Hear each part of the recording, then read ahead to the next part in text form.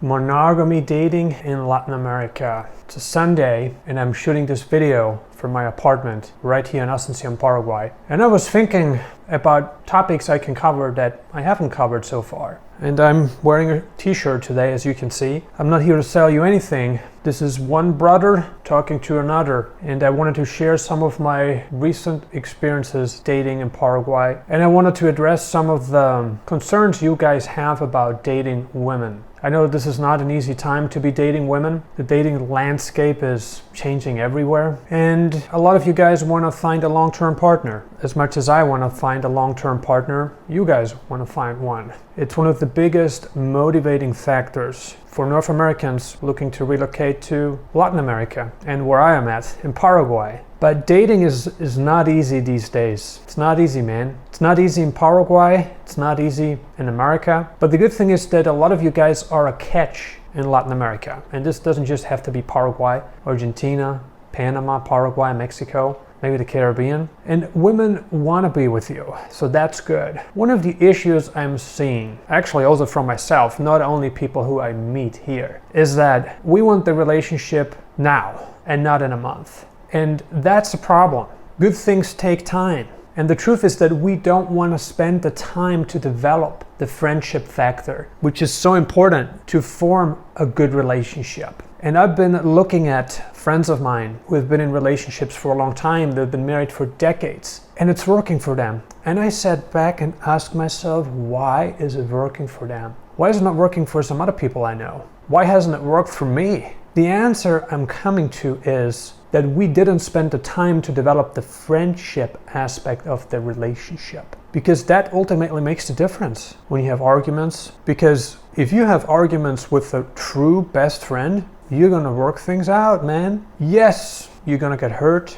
We all do. And yes, you're gonna have arguments, even with friends. You have disagreements with friends. As much as you have disagreements with women, romantic partners, you have that. But it truly is that oftentimes we want the relationship to happen now, not tomorrow. And it is because we've been in the desert for a long time. And all of a sudden we immigrate to Paraguay, or we immigrate to Mexico, Panama, the Caribbean, Chile, Argentina, Bolivia, wherever. We're about to leave the desert. We didn't get any attention back home, or very little. Women are too occupied in the West to be dating someone like you. They're not interested in that, right? They got other things to do. And so I think what's happening is that we found an oasis. We found relief. And whenever we find relief, we want to consume as much of it as possible, as quickly as possible. Isn't that true? And if you're honest with yourself, that's the truth. The lack of patience is the reason why we aren't able to form these sound long-term relationships. We're not putting in the time to develop the friendship factor. You could also argue that conservative values are part of the equation, or should I say the lack of conservative family values not being present in Western dating culture, or at least not as much as they used to be. And I agree with that. However, I think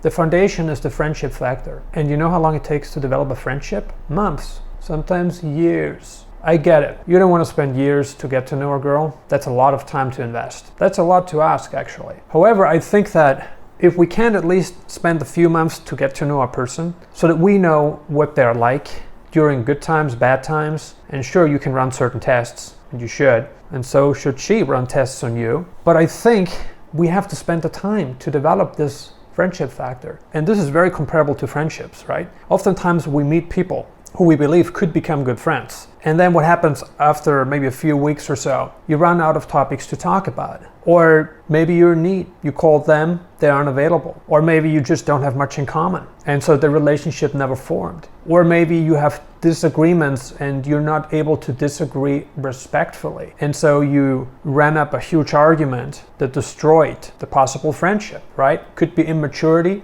could be a lack of commonalities, could be a lot of things. However, it's true that in friendships, if this should happen, we also depart the friendship. Or maybe we decide to have less contact with our acquaintance, with our potential friend, and maybe that's the end of that. And if you're no longer in the same place, the distance will kill it even faster. That's true for friendships and relationships, right? The key takeaway that I've learned is that whenever I rushed things with women I wanted to have a meaningful long-term relationship with, it never worked out. It never worked out. They can feel that I'm needy, and women don't like that. And you could argue that, hey, you want women chasing you. You don't want to be chasing women. Yes and no. If they are only chasing you, that's good in some ways, right? If you're both attracted to each other physically, that's a good starting point. For sure. If you like each other, if there's a connection, if you feel the connection, your heart's beating faster, you start having butterflies in your stomach,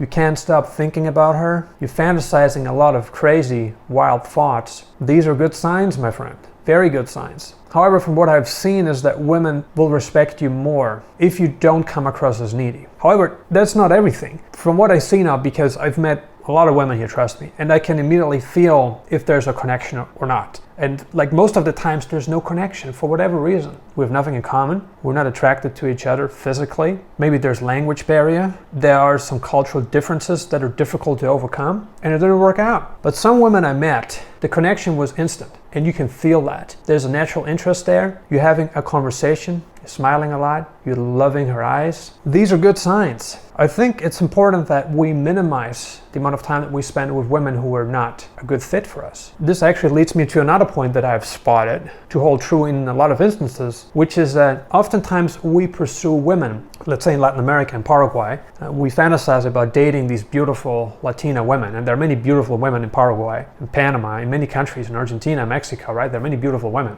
Oftentimes we fantasize about having a romantic relationship with these women, but then the following thing happens. They're not interested in us. And maybe you get them to agree to come to your place, but the moment they left, you never heard from them again. Why is that? You just didn't have a connection. That's the truth. You had no connection. Maybe you rushed it, maybe you pushed her and it made her feel uncomfortable. Whatever the reason was, she stopped talking to you. When you come here, let's say you come to Paraguay or any Latin American country and you're thirsty, which I'm sure you are, for good reasons. You have good reasons to be thirsty. The dating landscape in the West, in America and Canada, is not very favorable for men these days. I don't blame you. I don't blame myself. I don't blame my friends. I don't blame our clients for coming here, wanting a monogamy relationship with a traditional conservative woman right here in Paraguay. I don't blame them because I know what it's like. I've been on the other side. However, you don't want to rush it, especially if you want a long-term relationship, a serious one that leads to marriage and children. And there are a ton of good women in Latin America, trust me,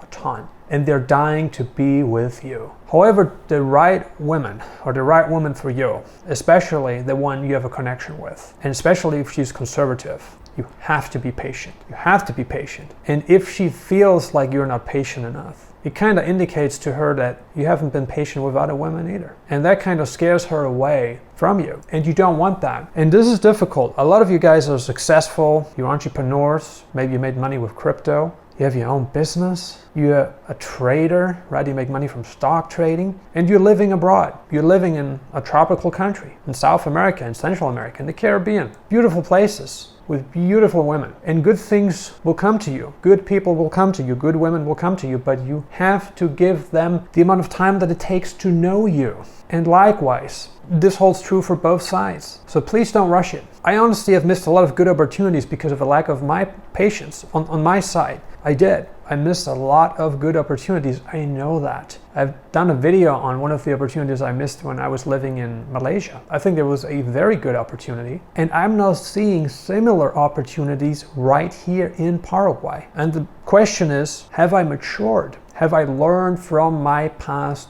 failure, setbacks? And the answer is yes, I have. And you have to ask yourself the same question. Patience is a virtue. It is. Good things will come to you. Just give it time. Give it time. Good things will come to you. I hope you enjoyed this one. Share your thoughts in the comments below. Did you have success in monogamy dating in Latin America? Have you found your future wife already? I want to hear from you. Please share your thoughts in the comments. I appreciate you. And I see you on the next video, my friend.